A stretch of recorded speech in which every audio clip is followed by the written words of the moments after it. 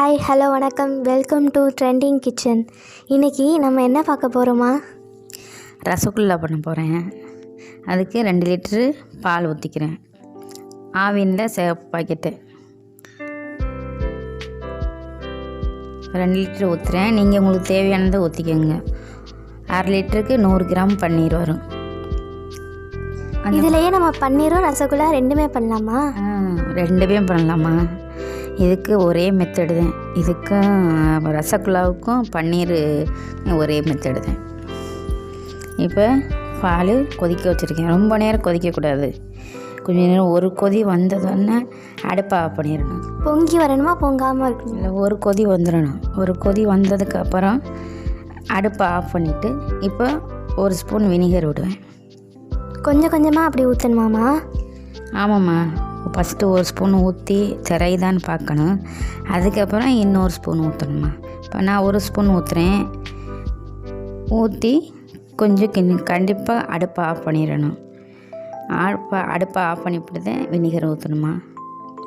Vinegar ஊற்றினதுக்கப்புறம் இப்போ கொஞ்சம் திரையாமல் இருக்குது. இன்னொரு ஸ்பூன் ஊற்றுவோம். இன்னொரு ஸ்பூனுன்னா நிறையா இல்லை, 3/4 ஸ்பூன் ஊற்றுறேன். ஊற்றுனதுக்கப்புறம் இப்போ திரைய ஆரம்பிக்குது. கொஞ்சம் கொஞ்சமாக திரையும், அவசரப்படக்கூடாது. நல்லா ஃபுல்லாக திறந்து வந்தோடனே நம்ம என்ன பண்ணணும்? அதுக்கப்புறம் நம்ம தண்ணியை வடிகட்டணுமா. இப்போ சும்மா சாதா வடிகட்டி யூஸ் பண்ணலாமா, இல்லை வேறு மெத்தட் யூஸ் பண்ணுவீங்களா? துணி போட்டு தான் இதை வடிகட்டணும். வடிகட்டிலாம் அது ஊற்றக்கூடாது. இப்போ துணி போட்டோமா, துணி போட்டு இப்போ வடிகட்டுறோம்.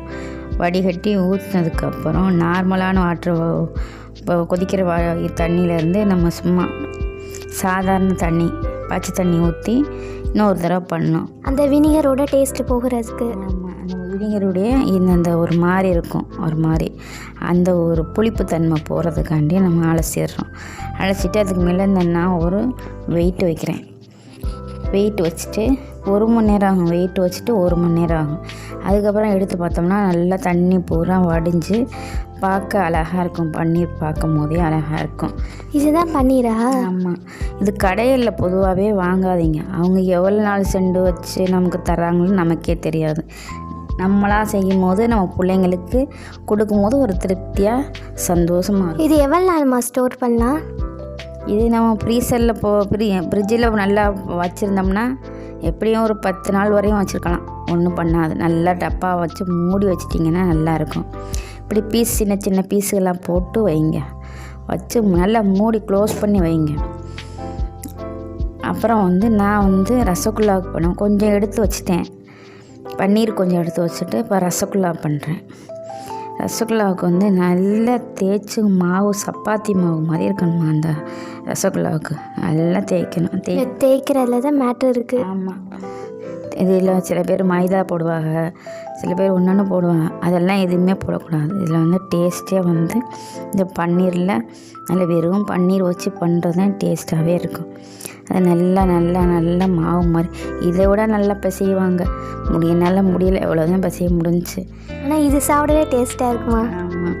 இப்போ 1 ஸ்பூன் வச்சு இந்த மாதிரி இப்படி செஞ்சால் நல்லா பால் சைஸுக்கு ஒரே மாதிரி இருக்கா. அதனால நான் இந்த மாதிரி பண்ணேன். உங்கள் இஷ்டம், சும்மா கூட பண்ணலாம். அதை பற்றி ஒன்றும் இல்லை. இப்படி ஒரே சைஸாக பண்ணும்போது பார்க்க அழகாக இருக்க மாதிரி இருக்கும். வேறு ஒன்றும் இல்லை. அந்த மாதிரி பண்ணேன். அப்புறம் நம்ம கையில் தேய்க்கும் போது இந்த மாதிரி கையில் உள்ளங்கையில் வச்சு நல்லா ப்ரெஸ் பண்ணிவிட்டு அதுக்கப்புறம் 2 உள்ளங்கையும் வச்சு ஒன்றா வச்சு தேய்க்கணும். ஃபஸ்ட்டு தேய்க்கும் போது கொஞ்சம் வெடிக்கிறோம். ஆமாம், நான் தேய்ச்சி பார்த்தேன். ஒன்று கூட உருப்படியாக வரல. இல்லைம்மா, நடுவில் சென்டரில் வச்சுக்கிட்டு இந்த மாதிரி அமைக்கிவிட்டு அதுக்கப்புறம் கொஞ்சம் கொஞ்சமாக தேய்ச்சோம்னா அதம்மா நல்லா வரும். ஃபஸ்ட்டே எடுத்த உடனே எல்லாமே வராது. கொஞ்சம் முயற்சி பண்ணால் நல்லா அழகாக பால். கையில் ஆயில் எதுவும் தேய்ச்சிக்கலாமா? இல்லைம்மா, எதுவுமே தேய்க்க வேணாம். நம்ம பன்னீர்லேயே ஒரு ஆயில் மாதிரி இருக்கும்.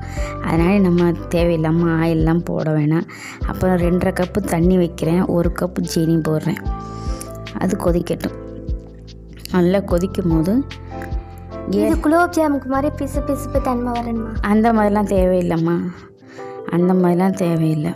பிசு தன்மையெல்லாம் வர தேவையில்லை. தண்ணி இப்போ கொதிக்கும் போது 4 ஏலக்காய், ரொம்ப போடாதீங்க, 4 ஏலக்காய் நச்சுட்டு அப்படியே போட்டேன். இப்போ தண்ணி கொதிக்கும் போதே அந்த பால் போடணும். அது தண்ணி கொதிக்காமல் அந்த பால் எடுத்து போட்டோம்னா கரைய ஆரம்பிச்சிடும். இப்போ நான் தண்ணி கொதிச்சதுக்கப்புறம் அந்த பாலெல்லாம் எடுத்து ஒன்றா போடுறேன். நல்லா அழகாக ஒரே மாதிரி இருக்குது பாருங்களா. அதனால நான் அந்த சைஸுக்கு அப்படி போட்டேன்னா அந்த பால் விரிசலாக இருந்துச்சுன்னா அது உடஞ்சிரும். கண்டிப்பாக உடஞ்சிருமா. விரிசலாக இருந்தால் உடஞ்சிரும். அதனால நான் சொல்லி கொடுத்த மெத்தடில் அப்படியே உள்ளங்கையில் வச்சு அப்படியே ஒரு மாதிரியே தேய்ச்சோம்னா அமுக்குன மாதிரி தேய்ச்சோம்னா எந்த விரிசல் 1-2 தடவை நீங்கள் போட்டு பார்த்தீங்கன்னா அதே மாதிரி இருக்குது. இப்போ டபுள் சைஸாக வந்துருச்சு. நம்ம போட்டதை விட டபுள் சைஸ் வந்துருச்சு. இப்போ இது சரியாக 10 நிமிஷம் அதுக்கு மேலே வேக விட்டுறாதீங்க. லப்பர் மாதிரி ஆயிடும். 10 நிமிஷத்துக்கு மேலே அது வேகக்கூடாது. இப்போ நல்லா ஆற வச்சுட்டேன். ஆற வச்சு இப்போ 1 மணி நேரம் ஆயிடுச்சு. நல்லா ஊறிடுச்சு. அம்மா இப்போயே சாப்பிட்றலாமா?